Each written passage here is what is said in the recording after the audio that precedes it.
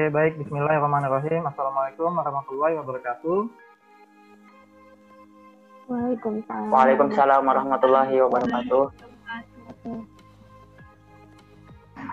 Oke, hari ini kita melanjutkan perkuliahan ya. Pertemuan kedua mata kuliah metode numerik. Minggu lalu kita sudah membahas mengenai pengantar umum ya, pengantar umum metode numerik ya. Metode numerik versus metode analitik. Nah, gitu ya. Kemudian juga sedikit menyinggung mengenai kesalahan atau error ya, atau galat. Nah, hari ini fokus kita ya di galat atau error ya. Saya akan sajikan materinya. Mohon maaf, saya tidak pakai PowerPoint ya, saya pakai Word. Nanti saya share di grup kita.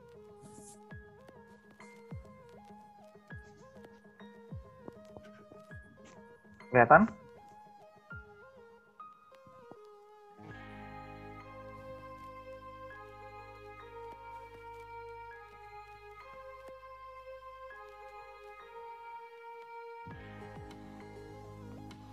Kelihatan materinya? Belum? Sudah? Kelihatan, Pak. Sudah. Oke, sudah ya. Kelihatan ya, oke. Ya, kita masuk ke bab atau chapter 2 ya. Bab 2 atau chapter 2 mengenai galat atau error ya. Nah, ini definisinya. Saya zoom aja deh. Caranya nggak kelihatan. Oke.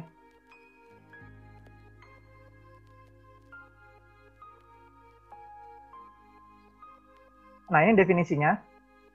Misalkan ini, kalian tahu ini apa cara bacanya? Apa nih? Ada yang tahu nggak? Apa? Pernah dapat ini nggak? Simbol ini.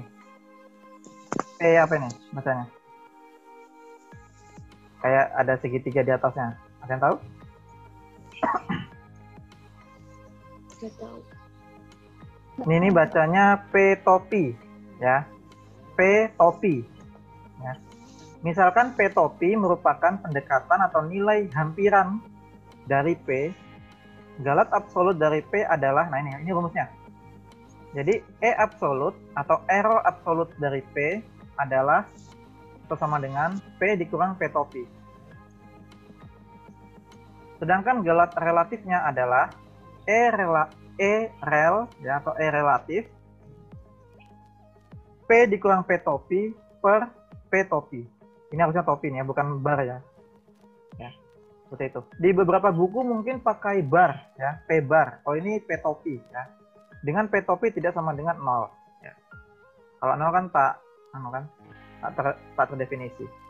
Ya, ini rumusnya diingat-ingat ya. E absolut adalah selisihnya ya.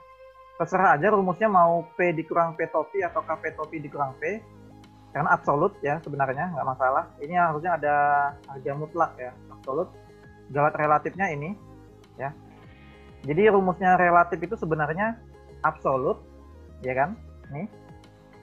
Per P topi gitu ya. Jadi E relatif itu E absolut per P topi gitu sebenarnya ya kan, P dikurang P topi. Nah ya, nah minggu lalu juga sudah saya singgung penyelesaian secara numerik hanya memberikan nilai perkiraan yang mendekati nilai sebenarnya. Berarti dalam penyelesaian numerik terdapat galat atau kesalahan atau error terhadap nilai aslinya atau nilai sejatinya gitu ya. Dengan menggunakan metode pendekatan semacam ini, tentunya setiap hasil perhitungan akan mempunyai galat atau error. Setiap hasil perhitungan akan mempunyai error atau nilai kesalahan. Yaitu tadi, karena kan kita bandingin nilai sejati atau metode lazim atau metode analitik dengan metode numerik gitu ya. Kesalahan ini penting artinya, karena kesalahan dalam pemakaian algoritma pendekatan akan menyebabkan nilai kesalahan yang besar. Tentunya ini tidak diharapkan. Sehingga pendekatan metode numerik selalu membahas tingkat kesalahan dan tingkat kecepatan proses yang akan terjadi. Sekarang, ini saya percepat. Nah, sekarang kita kasih ke contoh aja.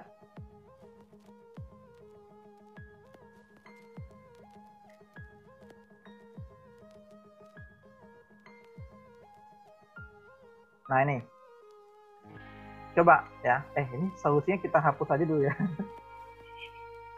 Coba kalian hitung ya. Ini boleh pakai kalkulator ya, boleh pakai alat bantu hitung ya. Coba ini silakan dihitung yang ABC ini. Tentukan galat absolut dan relatif dari soal ini. M-nya 100, M topi 99. Silakan dihitung. X-nya 3,141592 atau nilai pi ya, bilangan pi. X topinya 3,14. P-nya 0,0002, P topinya 0,00015. Silakan dicoba hitung. Nanti disampaikan hasil jawabannya kalian. Silakan. Bapak, Kenapa? rumusnya tadi P dikurang P topi dibagi P topi. Ya, yang relatif ya. Ini rumusnya. Kalau lupa nih. Ya. Kalau yang absolut selisihnya aja ya kan, P dikurang P topi. Kalau relatif absolut dibagi P topi. Nah, gitu aja rumusnya. Nah, ini soalnya silakan. Ayo, silakan dihitung.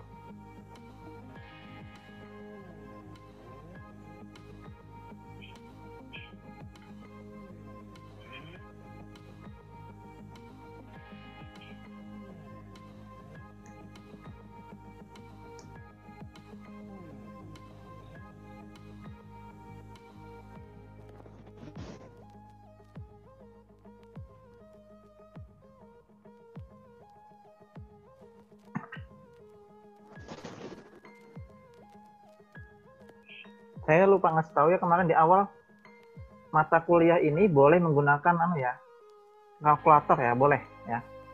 Terserah kalkulator sains atau kalkulator HP, silakan aja. Bapak, Kenapa? P yang kayak X bar itu tadi apa? Kenapa? Topi, Ada topi. kan P Yang di selain topi, yang satunya. Yang kayak ada strip di atas. Mana? Ini kah? Perumus topi. Mungkin itu. Oh iya, ini saya salah ketik ini harusnya P topi nih. Ya. Oke, Iya, sorry, ini harusnya P topi. Ya. Ini saya malah P barnya harusnya P topi. Bentar, saya. Nah, ini rumusnya ya. Saya salah ketik ini. Nah, ini rumusnya.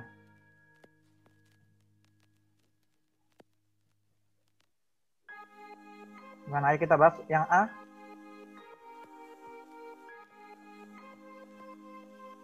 Yang A dulu. E absolutnya berapa yang A? E absolut M? 1, Pak. 1. Oke, E relatifnya? 1/99. Oke, 1/99 atau 0,00101001. Ya, gitu ya. Kalau kita hitung langsung menggunakan pecahan desimal ya, pecahan desimal atau bilangan desimal. Yang B, E absolutnya Belum, Pak. berapa? Belum. 0,019. Berapa? 0,0159. Oke, 0,001592. Oke, benar. E relatifnya ini dibagi 3,14. Nah, gitu.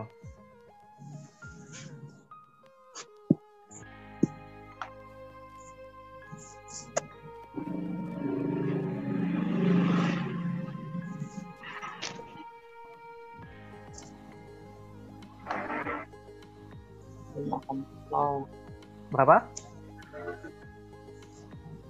E relatifnya berapa? 0,00507. Ya, 0,000507. Oke, good. Iya. Cocok ya. Sekarang yang C. Absolutnya berapa?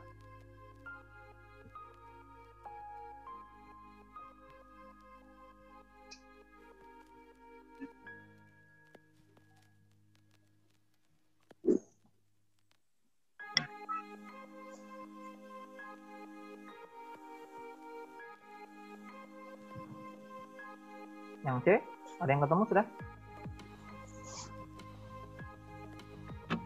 0,00005. Oke, nolnya berapa itu? Ada 4 ya, 4 nol di belakang koma ya.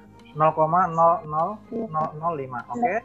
0, Relatifnya tinggal dibagi aja dengan P topinya.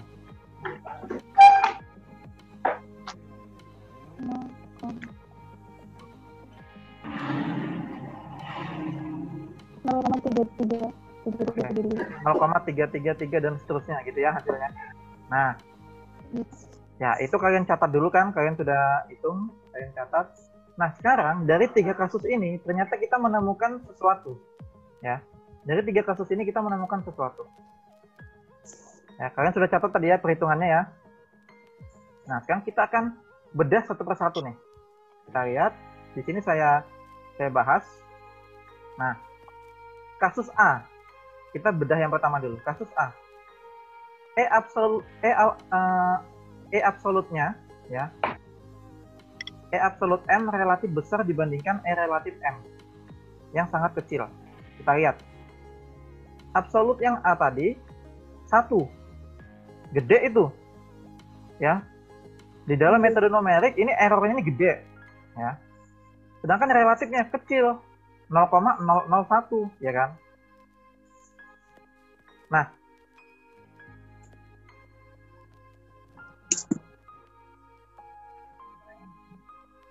hal ini masih dapat dikatakan pendekatan yang baik untuk M. Ya, ini yang saya maksud di pertemuan sebelumnya mengenai pemakluman ya, pemakluman untuk errornya. Ya, jadi hal ini masih dapat dikatakan pendekatan yang baik gitu. Jadi kalau misalnya ukuran sejatinya adalah 100 ya dan pendekatannya adalah 99, lalu error absolutnya adalah 1 dan relatifnya adalah 0,001, itu masih diperbolehkan ya, masih dapat dikatakan pendekatan yang baik gitu. Oh nggak masalah gitu ya, jadi masih dapat dikatakan pendekatan yang baik. Sekarang kita yang B. Yang B, E absolutnya tadi berapa? E absolutnya 0,001592. Ya. Iya, Pak. Sedangkan relatifnya 0,0005. Gede mana nih? Gede absolut ya? Absolut. Ya, lebih gede absolut kan? Ya. Nah, di sini saya tuliskan E absolut dan E relatif kecil. Ya kan? Kan 0,00 gitu kan, kecil. Dan tidak terlalu banyak berbeda. Hal ini masih dapat dipakai untuk menentukan ketepatan dari X. Jadi sama. Ya, jadi sama, oh nggak masalah gitu. Masih dimaklumi errornya, ya. Masih dimaklumi. Makanya di beberapa buku ya, simbol pi itu bilangan pi itu kan 3,14. Pendekatan pi. Padahal pi yang asli itu kan panjang. Ya, bilangan irasional 3,141592 dan seterusnya panjang. Namun kita nulis 3,14 nggak masalah sebenarnya errornya, ya errornya nggak masalah. Jadi masih dapat dipakai untuk menentukan ketepatan dari pi, ya bilangan pi seperti itu. Nah yang C unik nih, E absolutnya kecil 0,0005, ya kan? E relatifnya gede 0,3, kan lebih gede ya, gede atau besar ya. Nah karena E relatifnya besar, hal ini adalah pendekatan yang jelek untuk P, jadi nggak boleh ya, pendekatan yang tidak baik untuk P. Jadi kalau misalnya nilai sejatinya adalah 0,0002, kemudian pendekatannya adalah 0,0015, itu ternyata nilai pendekatannya tidak baik. Ya. Tidak baik. Nih. Pendekatan yang jelek untuk P. Gitu. Padahal kalau kita pikir, loh Pak, kok bisa begitu ya? Kan ini misalnya kita bulatkan ke atas, ini kan jadi 0,0002 gitu kan. Sama gitu. Oh, ternyata pembulatan juga apa namanya itu tidak menjamin ya, pembulatan ke atas gitu ya, tidak menjamin dia itu menghasilkan error yang baik gitu atau yang dimaklumi gitu. Pendekatan yang baik ternyata meskipun ini kelihatannya dekat ya, 0,00015 ini kan 0,00020 sebenarnya ada nolnya, katakanlah 15 sama 20 kan deket juga gitu. Cuman ternyata setelah dihitung E relatifnya gede gitu ya, E relatifnya besar 0,33 sehingga merupakan pendekatan yang jelek untuk P seperti itu. Jadi ada 3 kasus yang berbeda, ternyata kita bisa simpulkan beberapa hal yang bisa dimaklumi yang seperti apa pendekatannya dan yang tidak bisa seperti apa, kayak gitu ya. Oke, sampai sini ada pertanyaan tidak? Cukup jelas? Belum ada, Pak. Belum ada ya? Aman ya? Oke, jelas ya? Oke, sekarang kita lanjut.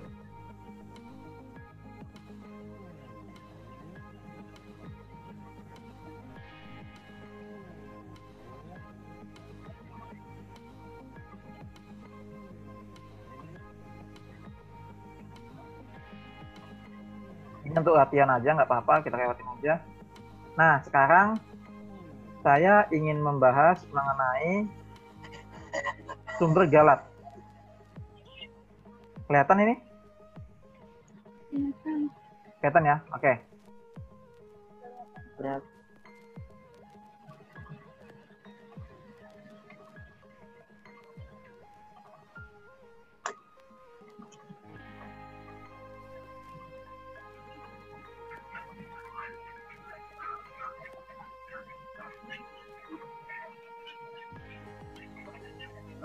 Oke.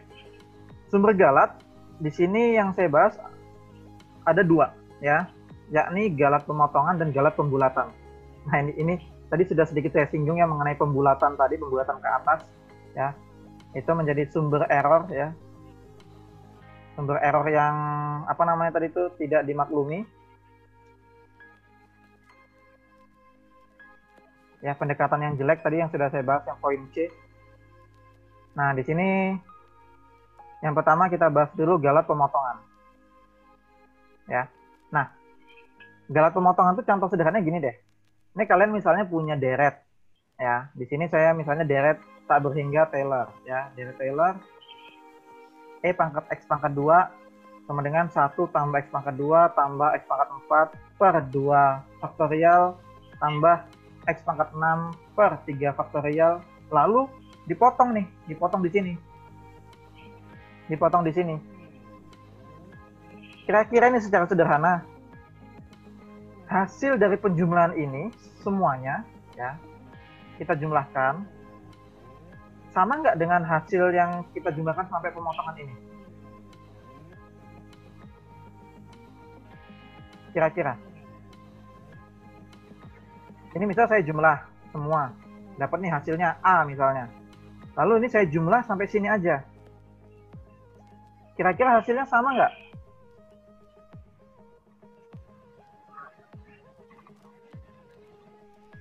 Kan enggak ya? Hasilnya pasti nggak sama gitu. Ya. Hasilnya pasti beda gitu. Nah ini ya tadi ya saya tuliskan diganti dengan ini. Jadi pasti hasilnya berbeda ya, hasilnya berbeda.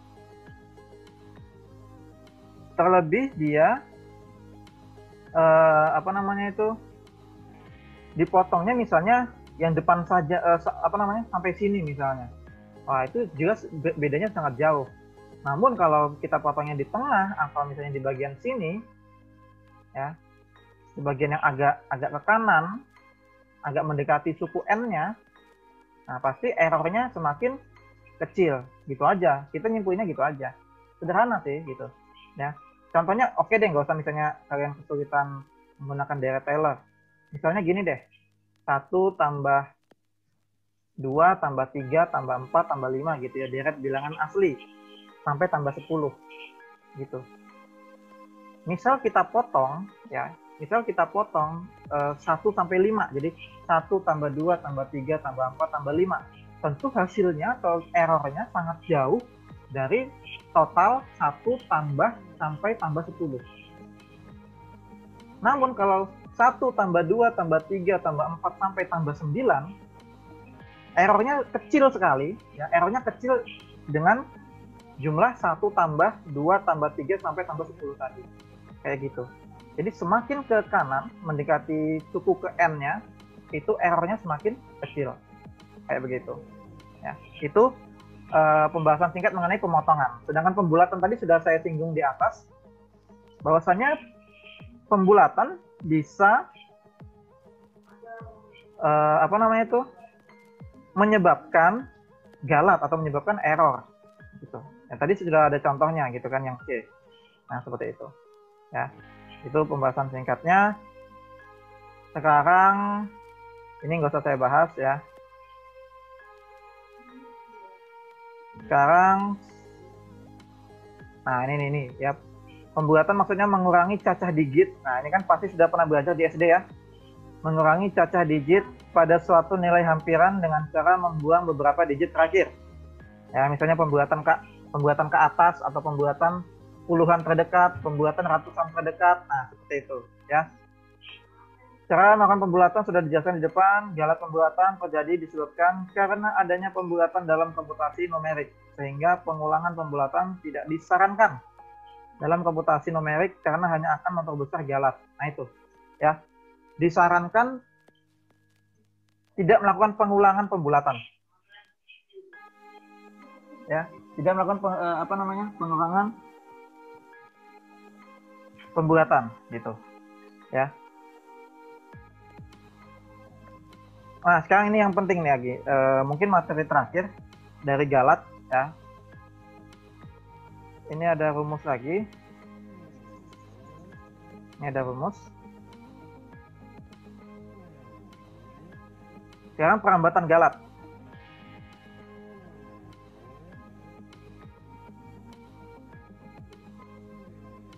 Sampai sini ada pertanyaan?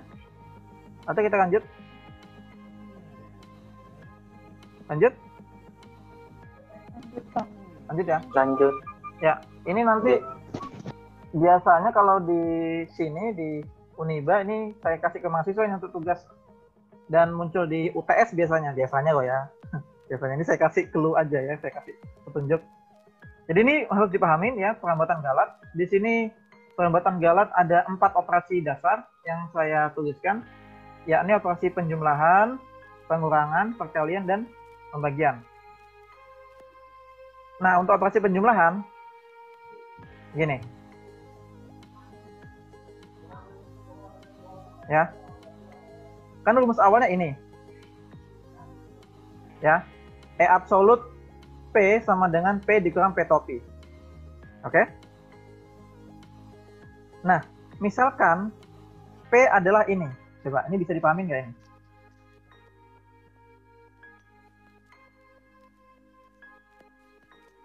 Misalkan P adalah P topi ditambah E absolut P. Dan Q adalah Q topi tambah E absolut Q.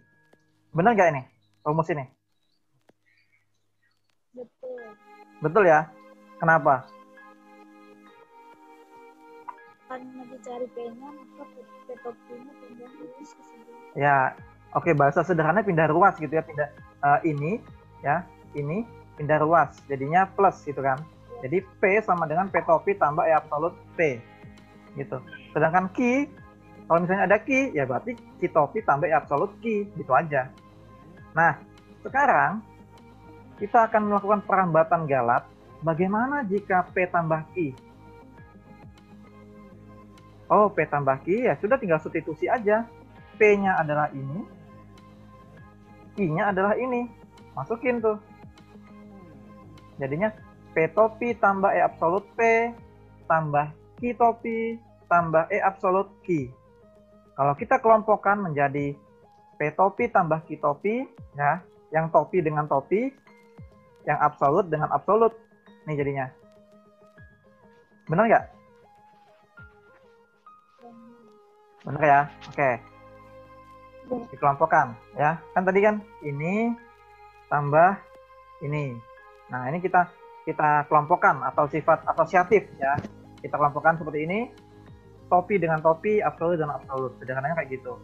Oke. Nah,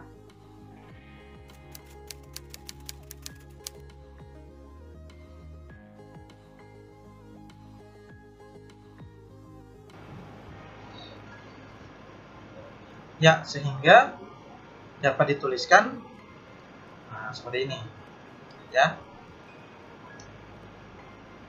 Kan rumusnya yang di awal tadi, absolut itu nilai sejatinya dikurang dengan nilai pendekatannya ya, atau P dikurang P topi. Kalau di sini analoginya ya, P plus Q dikurang P topi plus Q topi.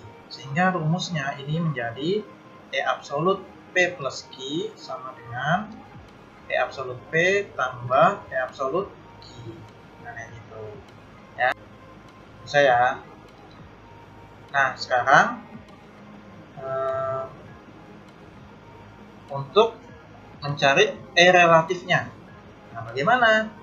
Kita kalikan kedua ruas dengan 1 per P topi tambah Q topi. Ya.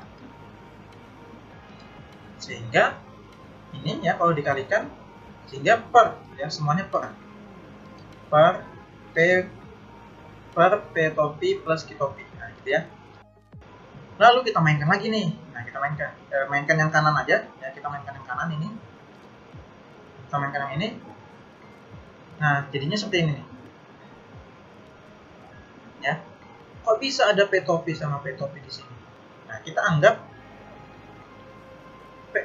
P topi kan 1 ya. P topi per P topi 1 ya, sama aja dikalikan dengan 1 atau dikalikan dengan P topi per P topi.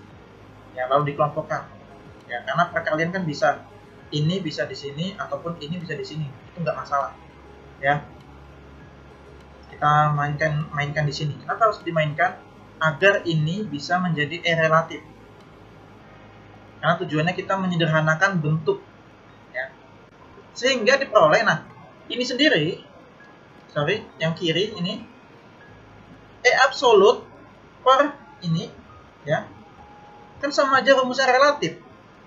Nah, yang kiri sudah jadi E relatif. Yang kanan bagaimana? Ini E relatif. Nah, ini dia. Relatif juga. Namun ini tetap ya, P topi per P topi tambah Q topi. Ditambah yang ini Q topi per P topi tambah Q topi. Seperti itu. Ya. Jadi kita mainkan di sini. Ya. Mengubah bentuk tanpa mengubah nilai. Seperti itu. Ya. Bisa dipahami ya? Oke, kita lanjut. Yang pengurangan juga sama sih. Nanti kalian bisa coba-coba sendiri ya, bisa belajar mandiri. Tinggal diganti tandanya saja ini. Nah, ini tinggal diganti. Ya. P dikurang Q berarti ini dikurang ini. Nah, dimainkan sehingga nanti ketemunya ini. Ya, dicoba-coba. Lalu sama kasusnya dengan yang penjumlahan, kita kalikan dengan 1 per ya P topi dikurang Q topi. Nah, dimainkan juga sehingga didapatkan ini. Nah, silakan kalian berlatih ya manipulasi aljabar di sini juga. Nah, ini sama kasusnya ya. Ini dikalikan P topi per P topi. Nah, dikalikan Q topi per Q topi.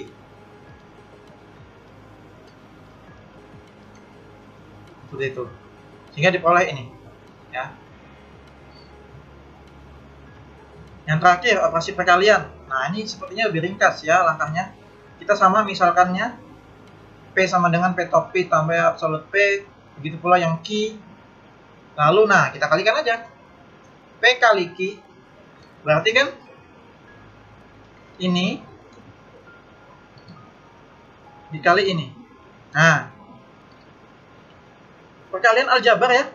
Ini P topi dikali Q topi, P topi dikali E absolut Q, E absolut P dikali Q topi, E absolut P dikali E absolut Q. Nah, ya. Sehingga didapatkan ini. Nih, ya. Selesai. Nah, di sini ada catatan. Ada catatan ya. Asumsikan E absolut P dikali E absolut Q sama dengan 0 atau mendekati 0. Ini. Ya. Nah, ini. Kita asumsikan 0. Kenapa 0? Ya, misalkan saja E absolut itu 0,000 sekian. E absolut Q 0,000 sekian. Kalau dikalikan, nolnya semakin banyak. Semakin kecil atau mendekati 0, ya sudah. Mendekati 0, kita asumsikan. Sehingga yang dipakai ini aja, depan aja. Ya. Sehingga kita tuliskan PQ. Nah, ini langsung aja ya. Dikurang P topi Q topi, ya, pindah ruas. Di sini.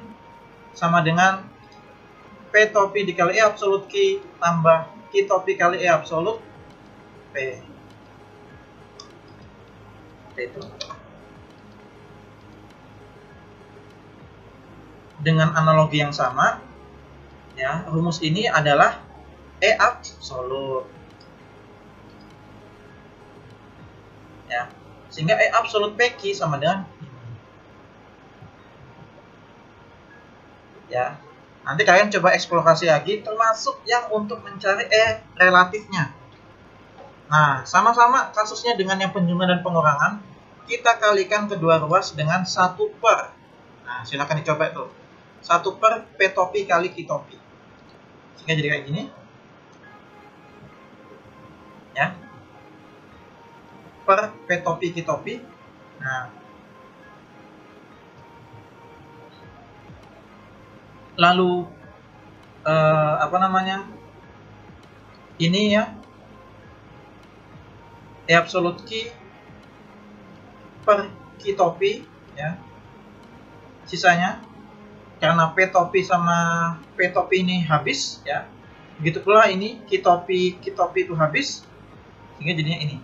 Nah, dari sini kita dapatkan rumus yang atas ini absolut per ini P topi Q topi sama dengan relatif. Begitu pula ini relatif, sehingga rumusnya adalah E relatif PQ sama dengan E relatif P tambah E relatif Q. Nah, seperti itu. Ya, dapat. Lebih pendek ini, lebih ringkas langkahnya. Oke, terakhir ya, sebelum kita masuk waktu asar, operasi pembagian ya. Pemisahannya sama, P sama dengan Q sama dengan, lalu nah di sini saya ringkas langkahnya ya di modul yang saya berikan kepada kalian ya. E absolut P per Q mendekati E absolut P per Q topi dikurang. Nah, kenapa bisa jadi seperti ini? Lalu saya ringkas lagi, selanjutnya didapat ini. Nah, kok bisa seperti ini? Sehingga diperoleh E absolut itu rumusnya yang ini, E relatif yang ini. Nah, silahkan, ini sebagai tugas ya, tugas kedua. Tugas pertama kan minggu lalu sudah tuh kalian yang di pengantar metode numerik. Tugas kedua ini aja, ya, kalian eksplorasi manipulasi aljabar untuk perambatan galat operasi pembagian. Ya, silakan dicoba-coba. Ya. Nanti kalau bingung silakan bertanya di grup WA ya. Jangan sungkan-sungkan, jangan ragu-ragu, jangan malu ya. Tanya saja. Insya Allah saya akan langsung menjawabnya. Seperti itu. Ya.